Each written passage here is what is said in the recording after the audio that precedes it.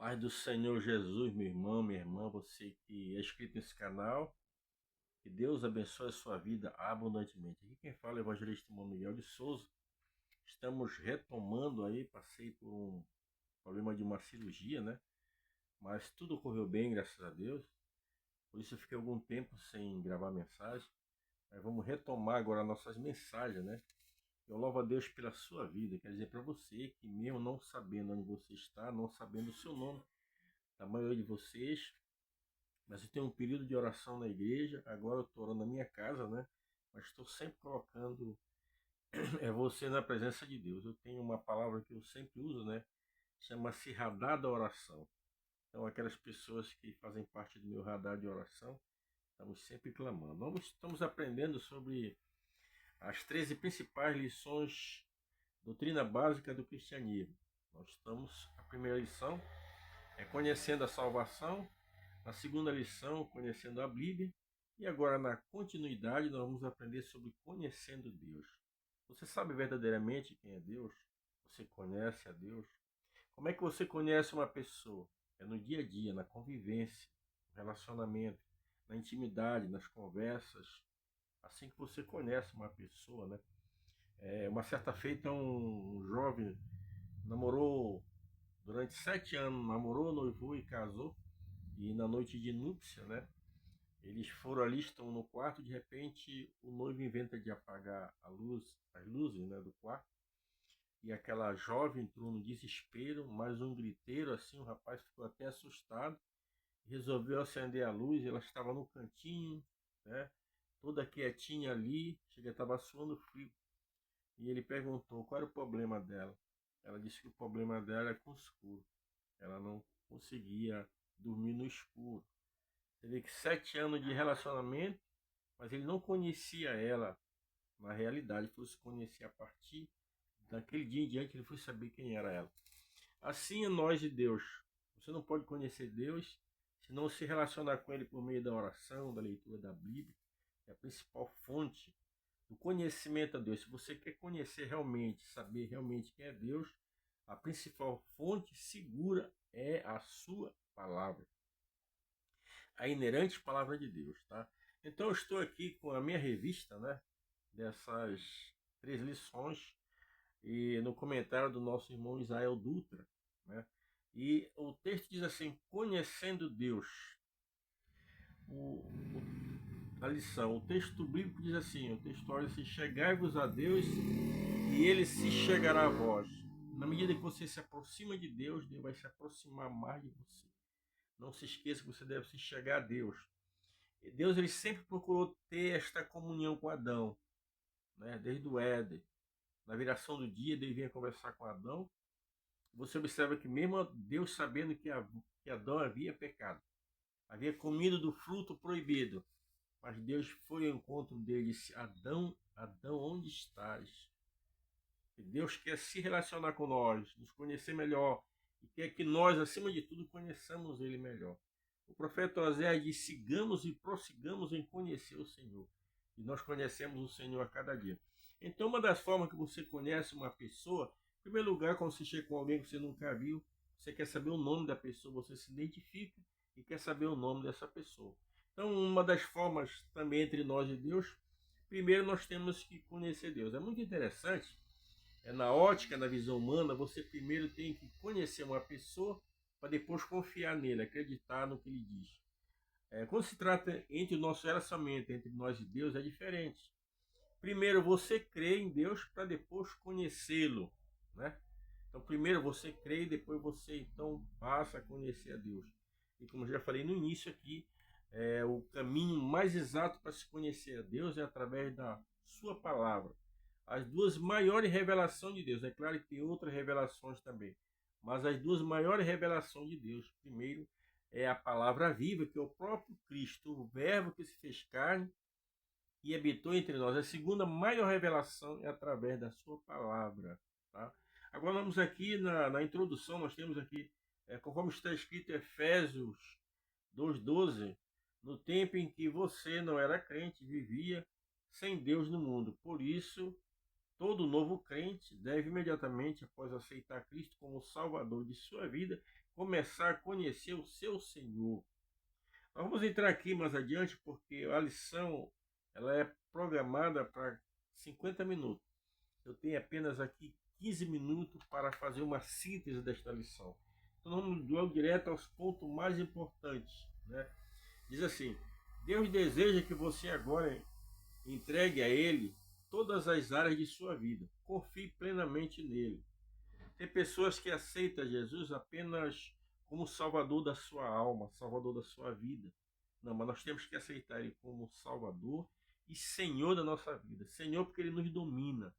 Paulo disse: Não sou eu quem vivo, mas Cristo vive em mim.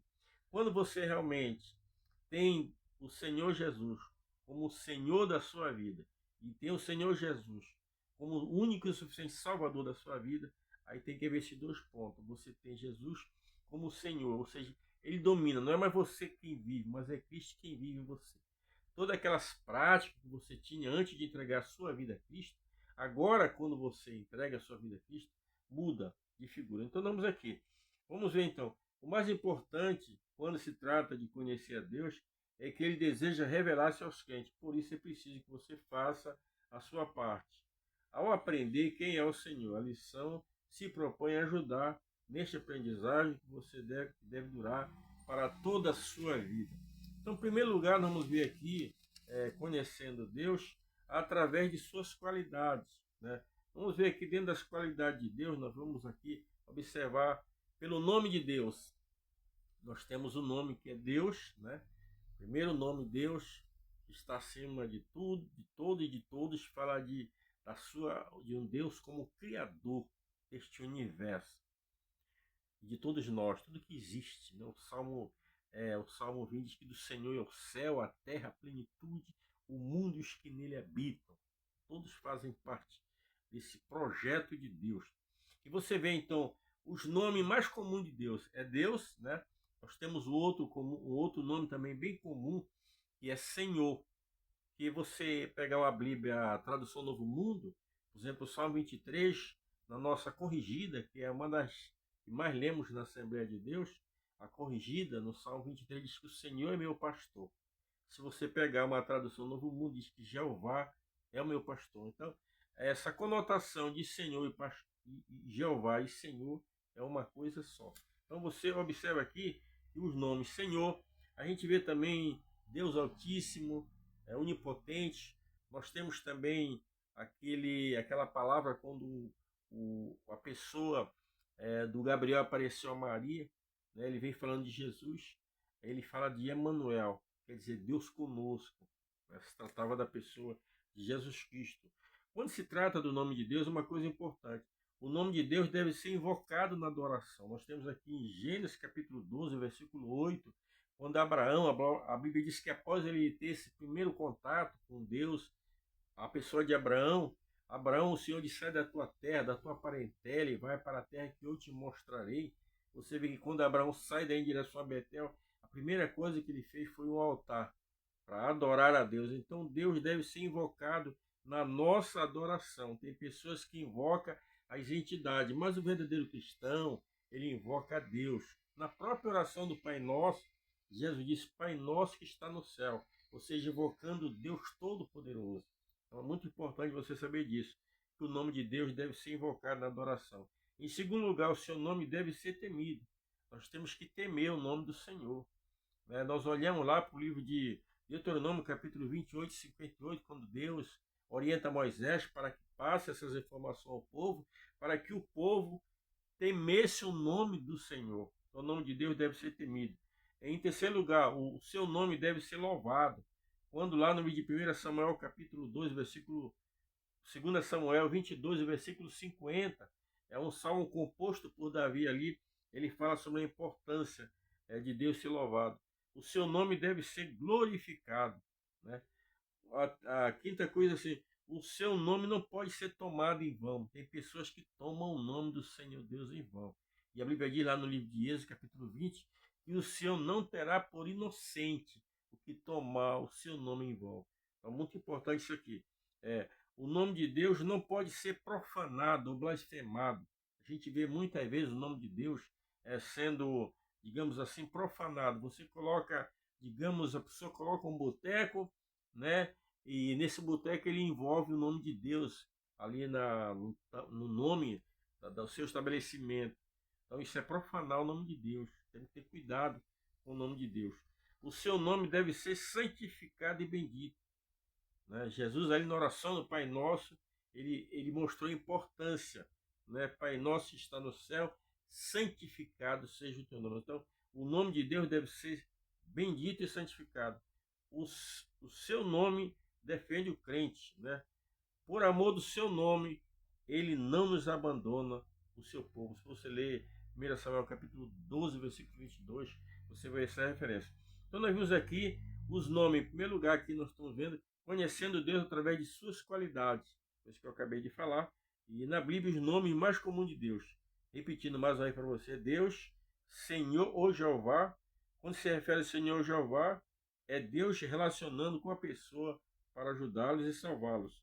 O vocábulo Deus e outras combinações como Altíssimo, o Suficiente, o Eterno conosco.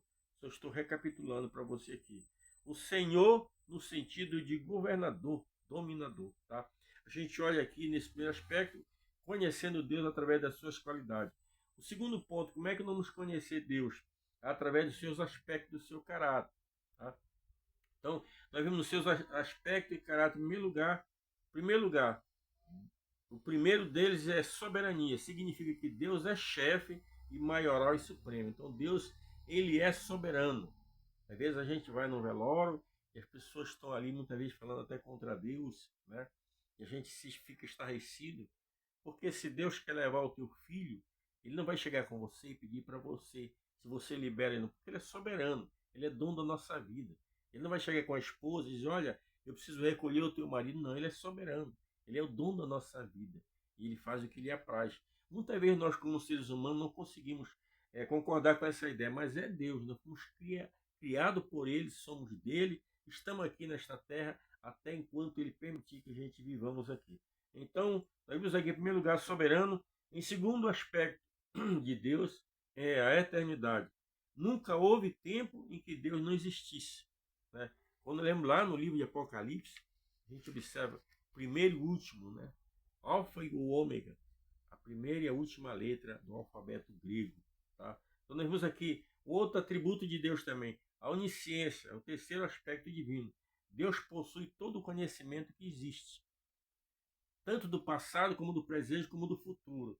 Deus, em momento algum, ele pode ser surpreendido. Nós muitas vezes somos surpreendidos por uma tempestade, pelo vendaval, somos surpreendidos por uma doença, pela morte, às vezes por um acidente, pela fatalidade. Deus, em hipótese alguma, ele pode ser surpreendido, porque ele é onisciente, ele sabe o que vai acontecer daqui a 50 anos. Deus sabe disso aí. Então nós vimos aqui o quarto aspecto divino, onipresença, significa que Deus é infinito, está presente em todo tempo e espaço, né? Então Deus é onipresente, ele está presente aqui. Eu estou gravando esta mensagem, ele está presente aqui. Vai estar presente com você quando estiver acompanhando esta mensagem. Deus está presente nos quatro cantos da terra. Nunca esqueça disso. Estamos vendo aqui os atributos de Deus. Para você conhecer Deus, você precisa saber esses atributos da divindade. Vamos ver aqui então o quarto aspecto divino, que é a sua onipresença, né?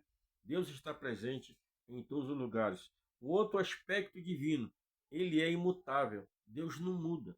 Lá em Hebreus capítulo 13, versículo 8, porque o Senhor Jesus Cristo é o mesmo ontem, hoje e eternamente.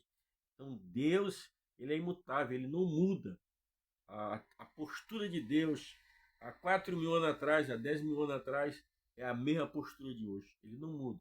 O homem muda de casa, muda de emprego. Aqueles que não temem a Deus mudam até de família, mas Deus, ele não muda, né? Então são caráteres de Deus para que você possa entender isso.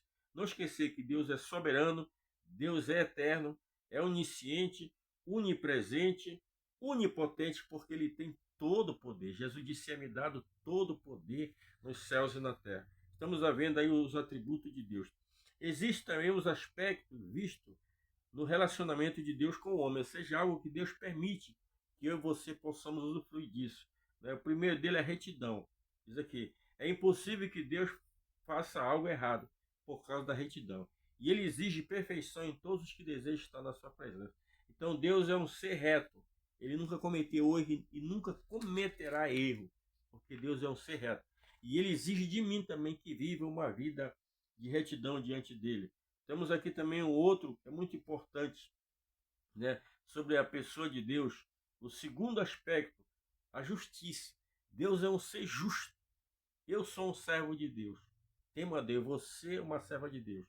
Mas se um ímpio, uma pessoa que você conhece que não tem nada a ver com Deus, mas diante de Deus essa pessoa tiver razão, Deus não vai tirar a razão deste ímpio para dar para mim ou para você, simplesmente pelo fato de eu ser um cristão. Porque Deus, ele é um ser assim, é um ser justo. E ele exige de nós que sejamos justos também para com as pessoas. Nós teremos um outro ponto aqui muito importante sobre o amor. É um outro aspecto divino. E eu gostaria de poder me estender, de comentar mais sobre essa lição, sobre conhecendo Deus. Que você fique com as palavras do profeta Oséias. Sigamos e prossigamos em conhecer o Senhor. O nosso irmão Jó, certa feita, está falando nos seus últimos capítulos, ele disse: Antes eu te conhecia de ouvir falar, agora meus olhos te veem. Será que você consegue ver Deus através da fé sobrenatural? Que Deus em Cristo nos abençoe.